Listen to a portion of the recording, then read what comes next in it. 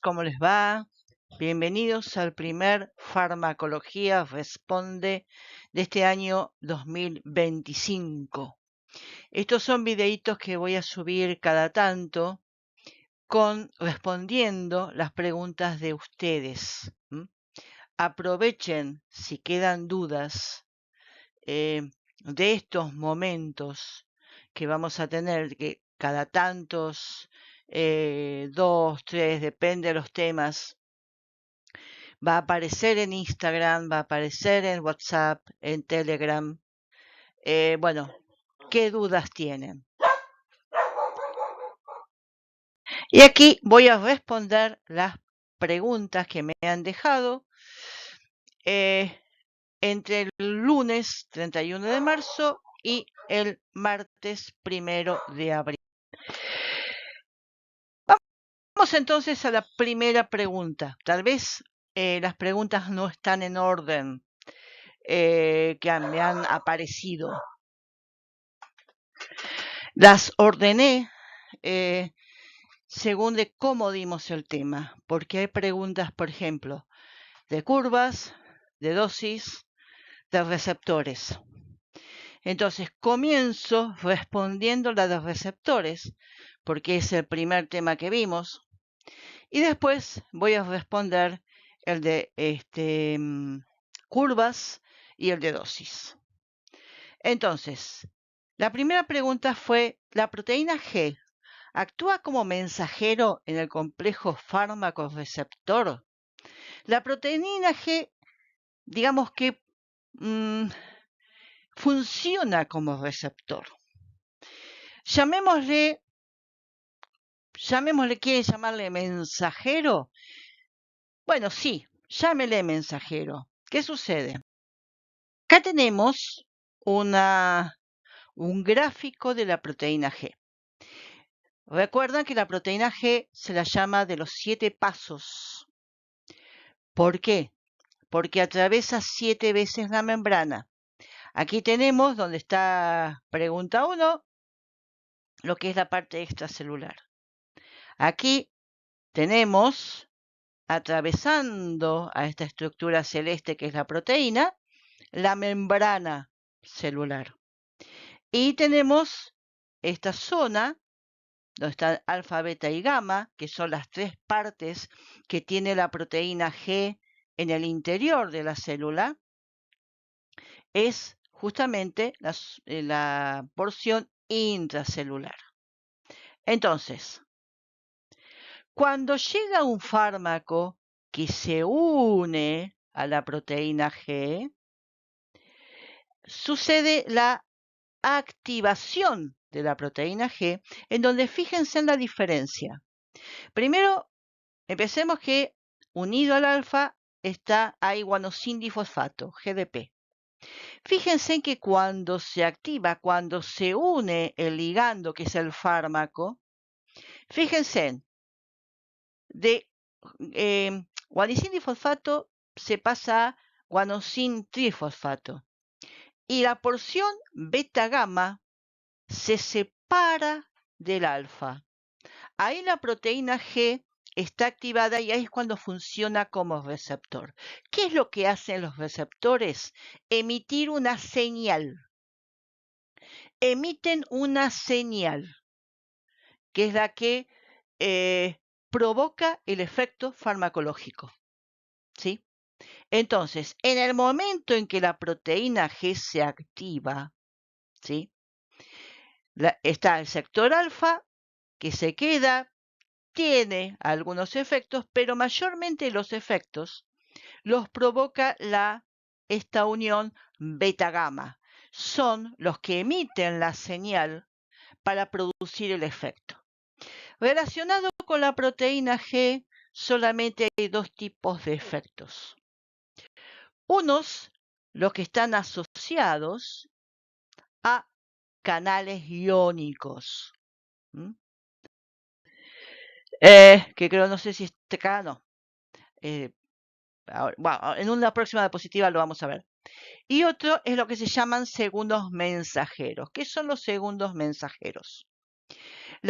Por ejemplo, la proteína G lo que hace es, al activar, enviar a otro transmisor, sustancia transmisora, que es la que va a emitir la señal. En ese caso, cuando hay un segundo mensajero, que se llama, no emite la señal el receptor cuando se une al fármaco, sino que el fármaco cuando se une al receptor envía como a un cartero o a otro mensajero, y ese mensajero es el que va a enviar la señal al órgano para que se provoque el efecto. Esto mucho lo usan los segundos mensajeros, lo usan mucho las hormonas, como ser, por ejemplo, la insulina. Bueno, espero que haya quedado respondido y claro el tema de la proteína G. Vamos a la segunda pregunta que también tiene que ver con los receptores. Los canales iónicos y la tirosina quinasa, que son otros dos tipos de receptores, ¿tienen también la misma función que las proteínas? Partamos de una base. Todos los receptores son proteínas. Todos los receptores son proteínas. Son diferentes tipos de receptores. En el caso de canal iónico, aquí tenemos que un canal por donde pasan iones, entran y salen iones. Entonces, cada canal tiene un sitio donde ya sea un transmisor, algún elemento propio del cuerpo o un fármaco, se va a unir, que es el sitio de fijación o el sitio de unión. Supongamos un fármaco, bueno, cuando el fármaco llega y se une al receptor, la acción que puede tener es abrir este canal, como este caso en donde el ion pasa, o puede cerrarlo. Esto ténganlo en cuenta, que lo puede cerrar cuando dentro de poco veamos anestésicos locales. Porque el anestésico local, no a nivel extracelular, pero sí a nivel intracelular, lo que actúa es bloqueando directamente un canal de sodio. Así que ya tengan en cuenta más o menos este tema de receptores unidos a canal iónico, aunque a canales iónicos, aunque en este caso no va a ser extracelular, sino intracelular, cuando dentro de poco veamos anestésicos locales. Ahora, acá tenemos la diferencia que el fármaco, se puede unir al canal iónico a través directamente al canal, como es por ejemplo la acetilcolina en el músculo esquelético, que la acetilcolina se une al canal iónico, lo abre y lo que hace es promover la contracción muscular con este intercambio iónico.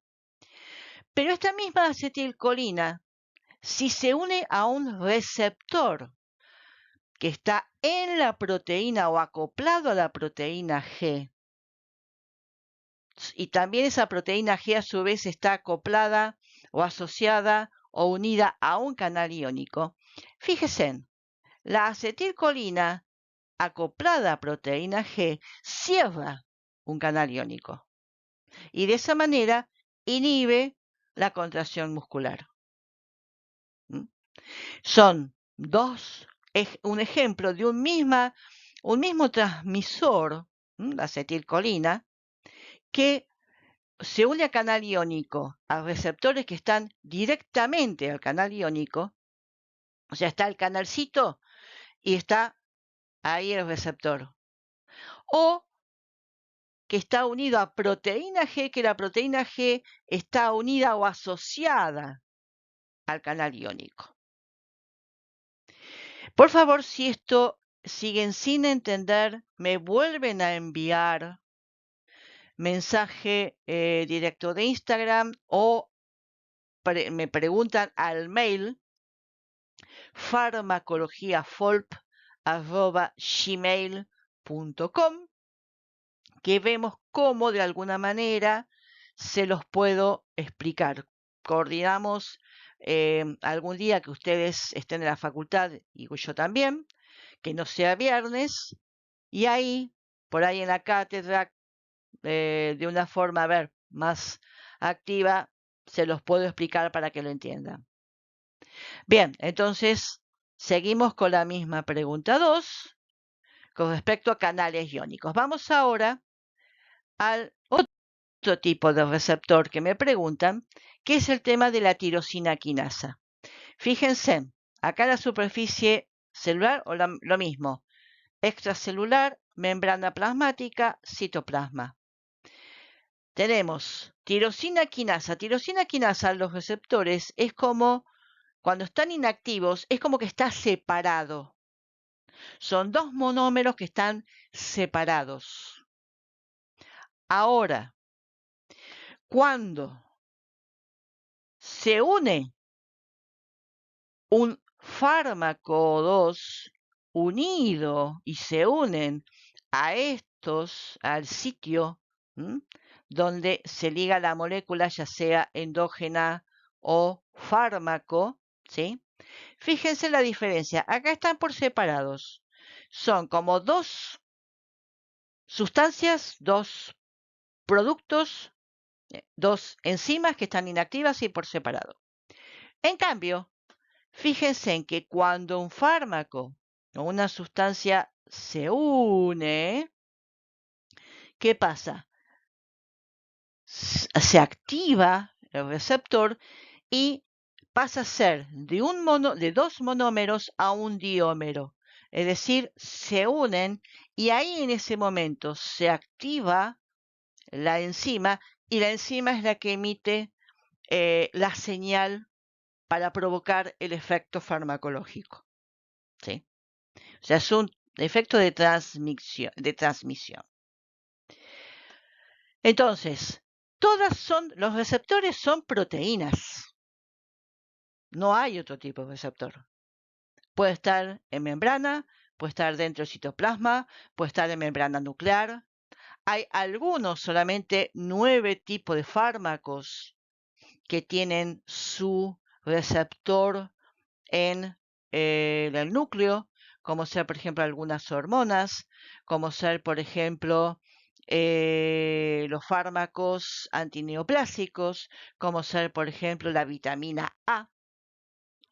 Es decir, puede estar en cualquier sitio de la célula, pero todas son proteínas.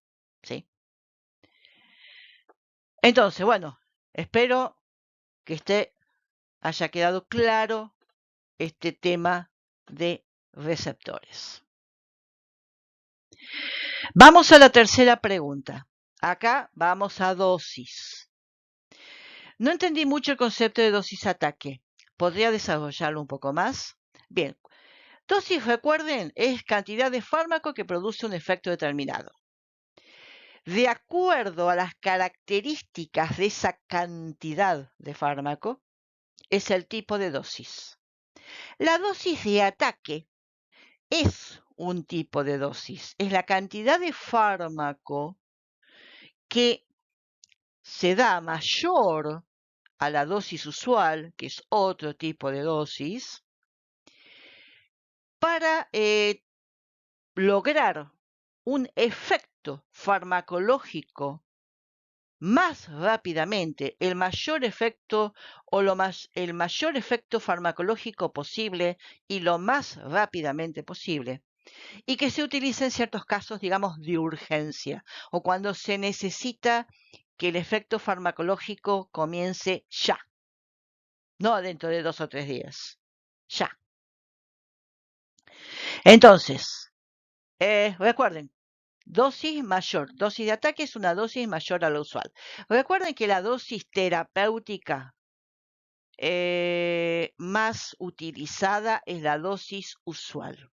Cantidad de fármaco que produce un efecto farmacológico en un paciente hombre de 70 kilos. Prototipo o modelo de ser humano. Bueno, entonces, el que provoca ese efecto farmacológico terapéutico en ese individuo, hombre de 70 kilos, bien, entonces esa es la dosis usual. De esa dosis usual, esa cantidad de fármaco, también tenemos, tenemos variedades. Una de esas variedades es lo que se llama la dosis de ataque. ¿Cuál es la diferencia? O sea, ¿por qué? Fíjense, acá tenemos una curva de absorción y eliminación que después vamos a volver a explicar a este tipo de curvas. Fíjense, ordenada va la concentración plasmática, en miligramo por litro. Mientras que en la abscisa va el tiempo, en este caso en horas. Fíjense que acá hay dos curvas que están superpuestas. Una azul media violeta, en donde tenemos que con la sin dosis de ataque, que es la violeta, la primera dosis apenas supera la concentración crítica. Cuando se va eliminando y se repite la dosis, recién ahí superamos la concentración crítica. Entonces, ahí va bajando, vamos repitiendo la dosis. Bueno, fíjense en que para llegar bien a una buena concentración, la mejor concentración que no supere la concentración máxima, pero que esté más cercana a la concentración máxima terapéutica, necesitamos más o menos 40 horas, casi 2 días. Casi 2 días o un poquito más de 2 días. En cambio, fíjense, observen, la celeste, que es con dosis de ataque. Dosis de ataque damos una dosis mayor a la usual. Y fíjense que ya con la primera toma nomás llegamos a tener la máxima la máxima concentración que se logra.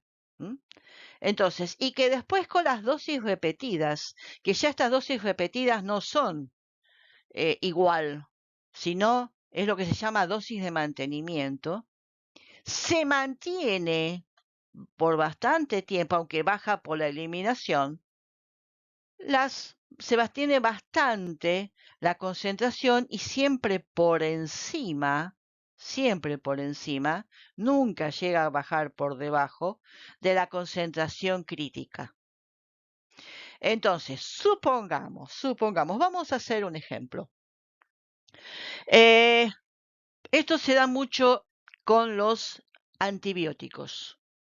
También puede llegar a darse con los analgésicos, pero lo más es con los antibióticos. Tenemos un paciente con una infección en boca, con fiebre.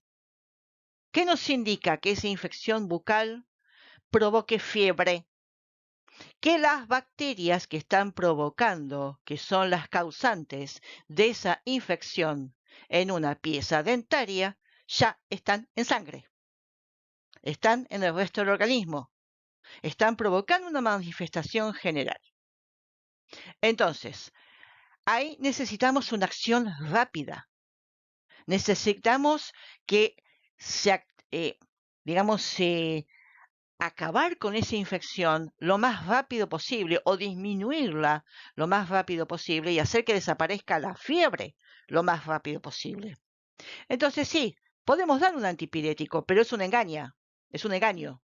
Como dirían nuestros padres, abuelos, una engaña pichanga. ¿Por qué? Porque la fiebre no la está eliminando, la está bajando, pero no está eliminando la causa de la fiebre.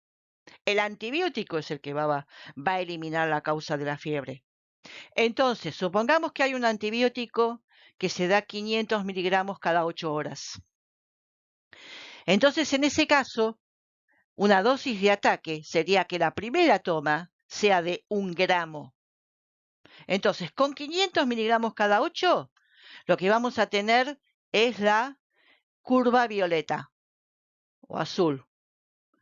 O sea, llega apenas llega apenas a superar la concentración crítica. Después, con las siguientes dosis, vamos logrando las concentraciones más altas y se mantienen para atacar esa infección. Pero en este caso el paciente tiene fiebre, ya tiene manifestación general. Ya esos microorganismos no están solamente ahí en mucosa, en hueso, en boca. Están en sangre.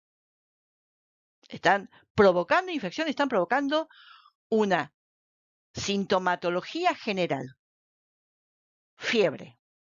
Entonces, ¿qué se da? Bueno, en vez de 500, la primera se da 1 gramo. Y fíjense, no más de primera, la celeste, que es con dosis de ataque, ya llegamos si llega gran cantidad de antibiótico en sangre. Entonces ya con esta dosis y tal vez la segunda, ya la fiebre tiene que haber desaparecido. Pero ya esta segunda dosis ya no es 1 gramo, ya es 500.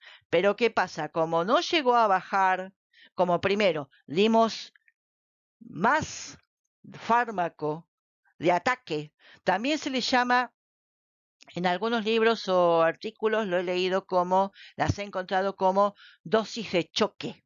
Es lo mismo, dosis de ataque o dosis de choque. Cantidad de fármaco, en este caso, para que choquen contra las bacterias que están en sangre y que están provocando la fiebre. Entonces, gran cantidad de fármaco. Obviamente que no lleguemos a la toxicidad. Y después, con la dosis de mantenimiento, ya con los 500, como hemos logrado bastante concentración plasmática, hay ya bastante, ya con los 500 miligramos se va manteniendo. ¿Sí? Espero que haya quedado claro entonces el concepto de dosis de ataque a quien preguntó.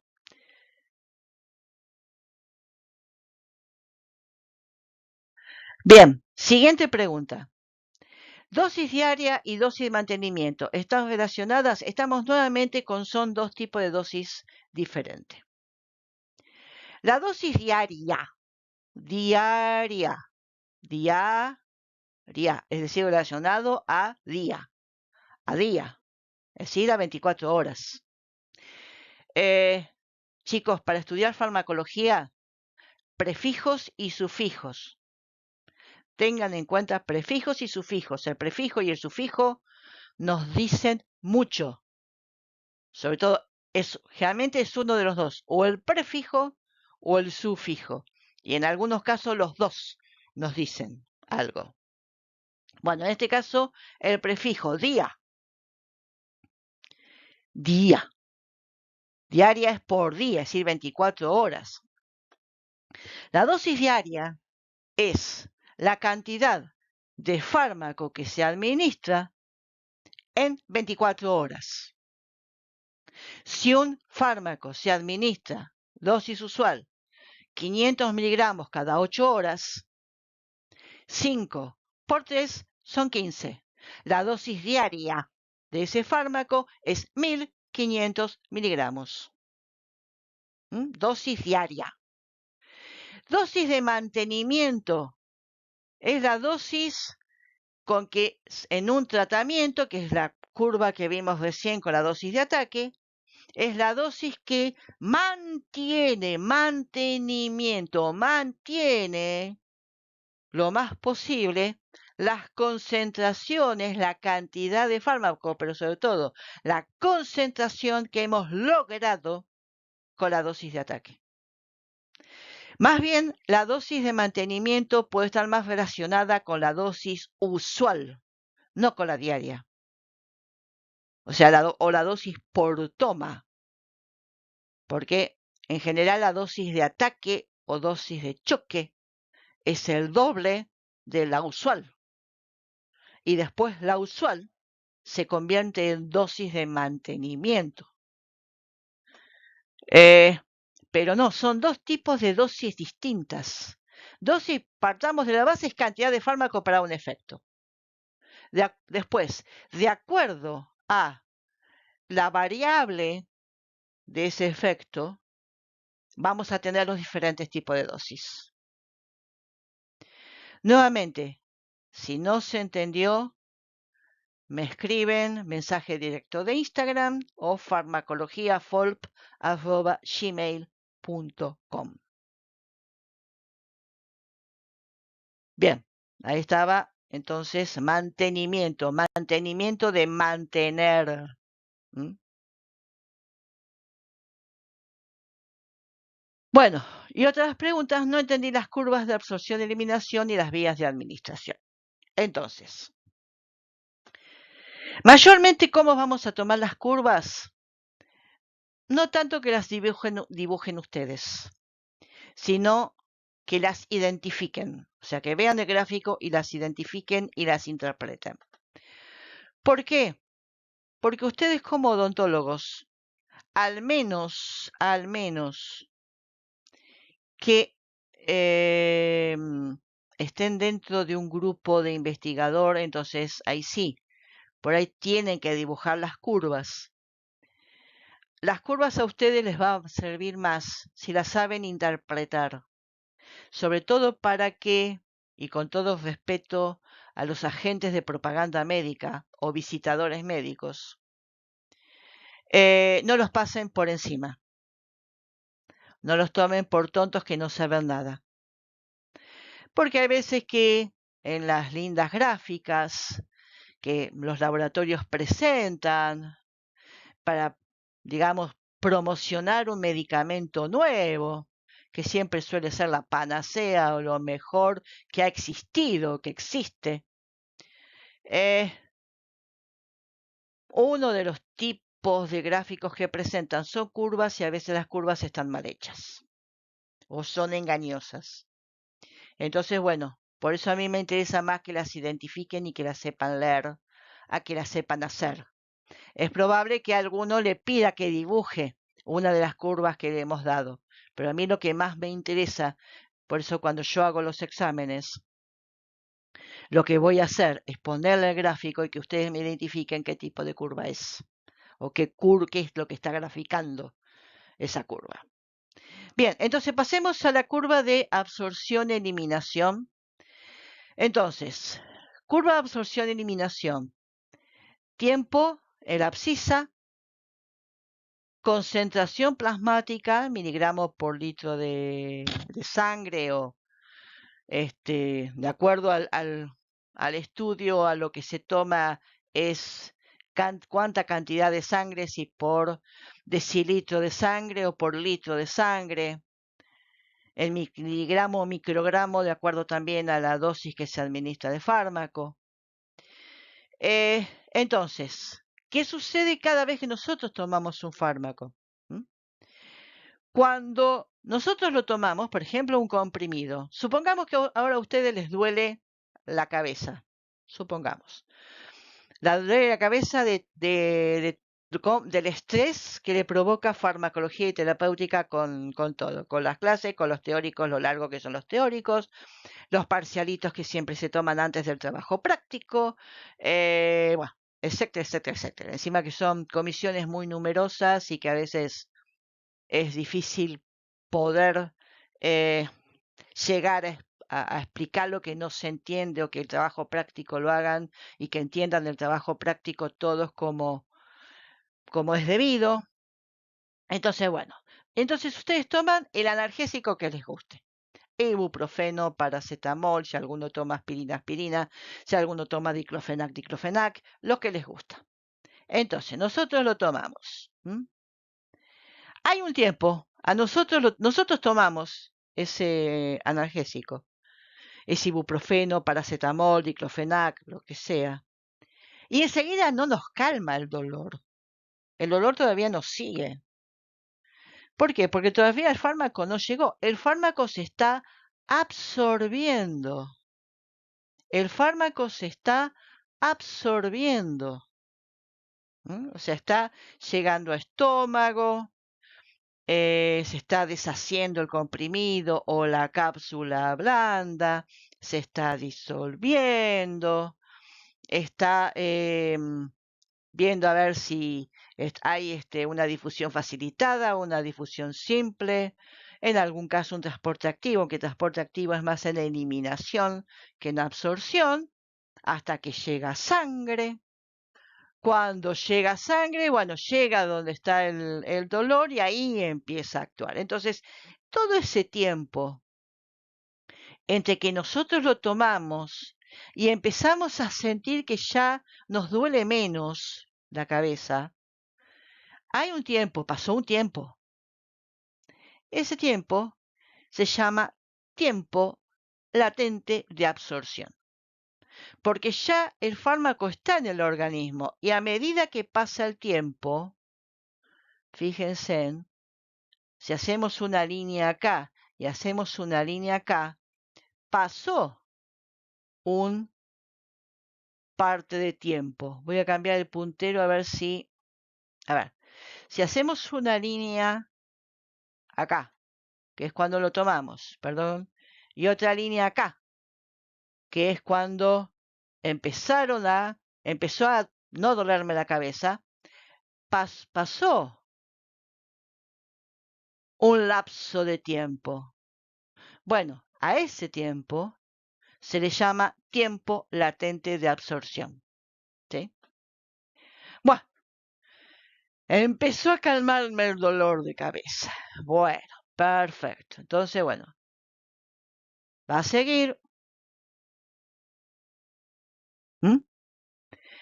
Va a seguir porque va a seguir absorbiéndose hasta un momento que no se absorbe más. O se sigue absorbiendo, ya a esta altura ya no me duele la cabeza, pero se va a mantener así, de esa manera. Entonces va a mantenerse un tiempo y va a haber un momento en que ese ibuprofeno, ese paracetamol, de acuerdo a su vida media, va a empezar a eliminarse. Empieza a bajar, porque empieza a eliminarse, ¿sí? Hasta un punto en que, opa,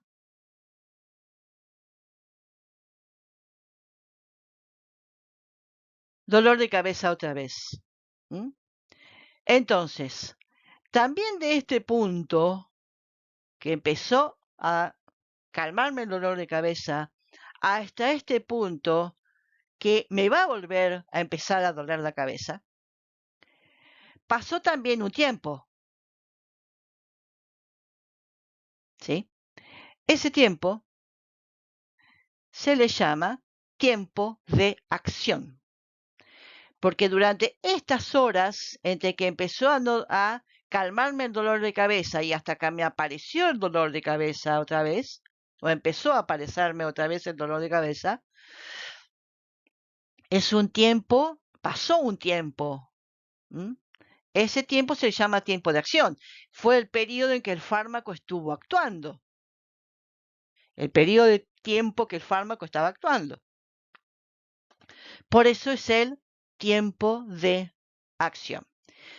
Y fíjense que si nosotros hemos ido tomando, nos toman a nosotros en sangre para ver la concentración de ibuprofeno, paracetamol o diclofenac en sangre, vamos a ver que desde el momento en que a nosotros nos empezó a calmar el dolor de cabeza y en el momento que terminó la acción del fármaco y nos empezó otra vez, empezó levemente a doler otra vez la cabeza, vamos a encontrar que va a ser la misma concentración, casi la misma concentración.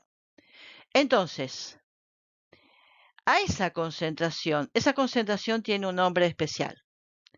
Se llama concentración crítica. Es una concentración en donde por encima de esta concentración hay acción o efecto farmacológico. En cambio, por debajo de esta concentración no hay efecto farmacológico. Entonces, de ahí la importancia de la concentración crítica y que siempre para tener un efecto farmacológico hay que superar la concentración crítica. Pero nunca llegar a esta concentración, a la concentración máxima. A esa no hay que llegar jamás. O llegar, pero no superar. Porque superando eso ya tenemos toxicidad, no tenemos efecto terapéutico. Entonces, fíjense que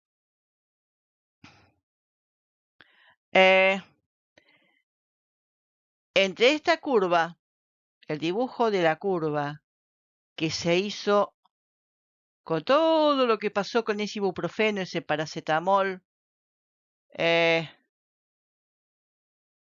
mientras ese ibuprofeno, ese paracetamol, que después que nos empezó a doler la cabeza, si no volvimos a tomar, siguió en sangre, a pesar que ya no con efecto farmacológico hasta que se eliminó completamente. Hay todo un sector, que estoy marcando ahora en celeste, en donde en relación de tiempo con concentración plasmática podemos tomar datos. Esa área tiene un nombre, y es un nombre muy fácil. Es área bajo la curva.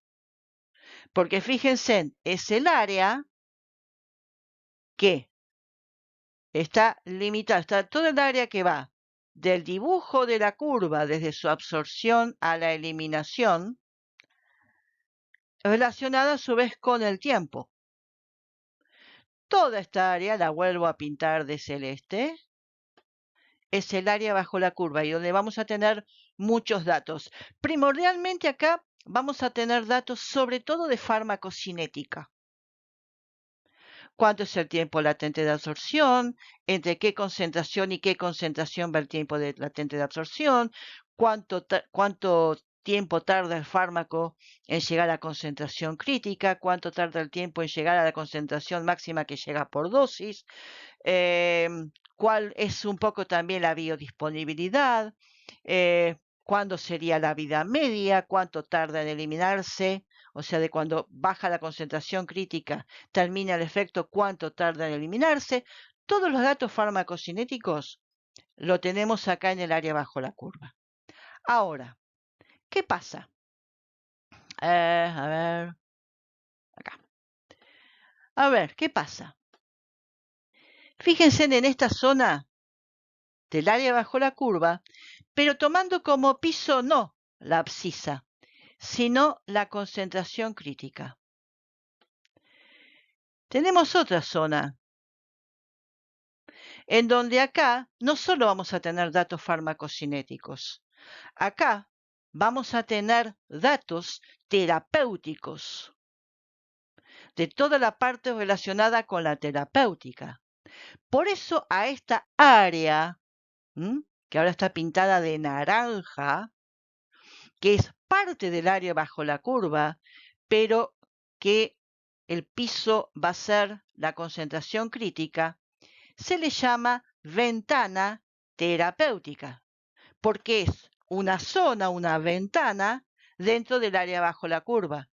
Y terapéutica porque todos los datos de la farmacodinámica, de la acción, sobre todo del efecto, lo vamos a tener acá. Lo vamos a tener en esta zona. Esta es la ventana terapéutica. Bien, esto es en general en la curva de absorción-eliminación. Vamos a la otra curva, que es el tema de vías de administración. A la vía de administración, de acuerdo a sitio de absorción, forma farmacéutica que se utiliza, características del fármaco, van a tener diferencias. La curva de absorción-eliminación, ese dibujo que se llama campana de Gauss, va a ser diferente. Entonces, por ejemplo, esta curva,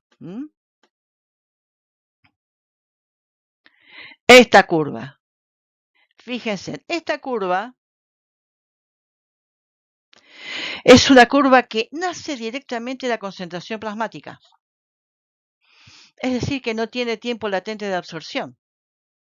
¿Cuál es la vía de administración que se da directamente en sangre y que no pasa ni por estómago, ni por músculo, ni por piel, ni, bueno, por piel sí, pero la atraviesa con la aguja, por intestino, que va directo a sangre? La vía endovenosa o intravenosa. Por eso la vía endovenosa o intravenosa directamente nace de acá, nace de la concentración plasmática. La vía endovenosa, a ver, acá, a ver si se ve, nace de acá, directamente de la concentración plasmática, de la cantidad que demos. No necesariamente la máxima, porque tal vez no damos la concentración máxima, damos un poco por debajo, bueno, pero nace de acá. Y después se va eliminando. Acá aparece una curva, sobre todo por razones gráficas, que se entienda, un tiempo corto de acción, pero esto depende del fármaco, depende del vehículo, depende también de la forma en que se administra endovenosa, porque una cosa es la vía endovenosa que se inyecta directamente o a la vía endovenosa que se administra cuando el fármaco se administra por goteo, como el suero. Entonces, ahí es distinto, obviamente. Cuando la vía endovenosa se da por goteo, el tiempo de acción va a ser mucho más largo. Entonces, esta curva va a venir de acá a acá. ¿Sí? Bien. Ahora vamos a borrarla para no que no se confunda con las otras curvas. Ahora, por ejemplo, si nosotros damos un fármaco por vía intramuscular, entonces vamos a tener una absorción, sí, pero el tiempo de latente de absorción, en verdad esto va acá, de 0 hasta acá, que es el periodo latente de absorción, vamos a hacerlo negro para que se vea mejor. El periodo latente de absorción de esta curva, esta que es la intramuscular, esta es la endovenosa, esta azul es la intramuscular. ¿Qué pasa? Tenemos que cuando damos una intramuscular, tenemos dos de los factores que favorecen la velocidad de absorción juntos. Superficie, aunque esto depende en qué músculo se da, pero en general la superficie es mayor, es una gran superficie, y vascularización, zonas muy vascularizadas, con muchos vasos, arterias, venas, bueno, eso nos favorece la velocidad de absorción.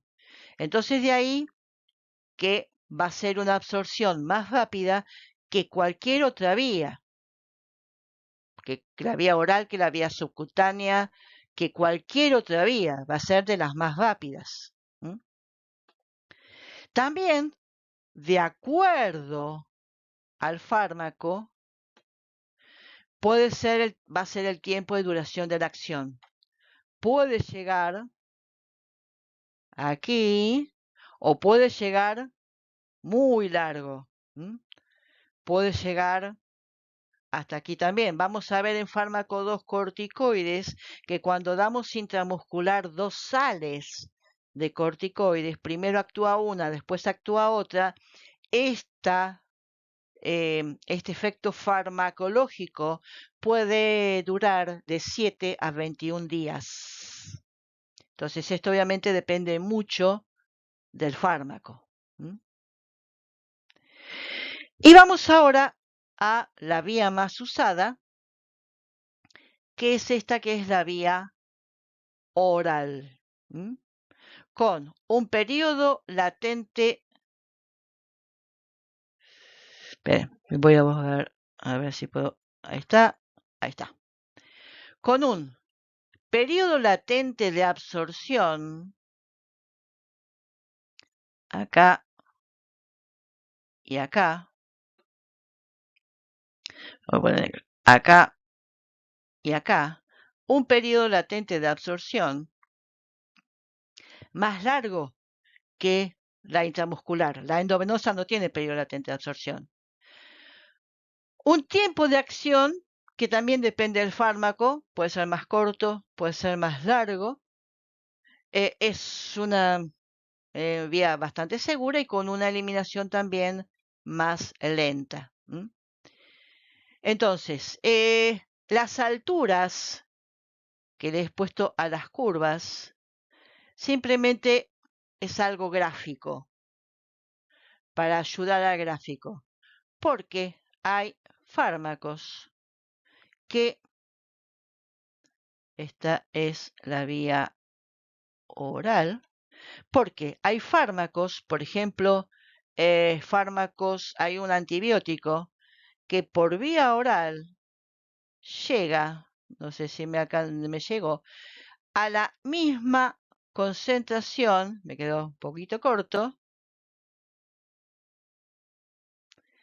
pero llega a la misma altura que la endovenosa. Ya lo van a ver. Bien. Espero que hayan quedado claras todas las dudas, lo que me han preguntado.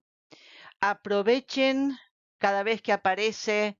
Si tenés una duda de los temas que hemos visto hasta ahora, pregunta acá o pregunta al mail farmacologiafolp@gmail.com para los que no nos siguen en Instagram o por alguna razón no puede mandar mensaje directo o no puede preguntar en la historia de Instagram donde nosotros lo publicamos.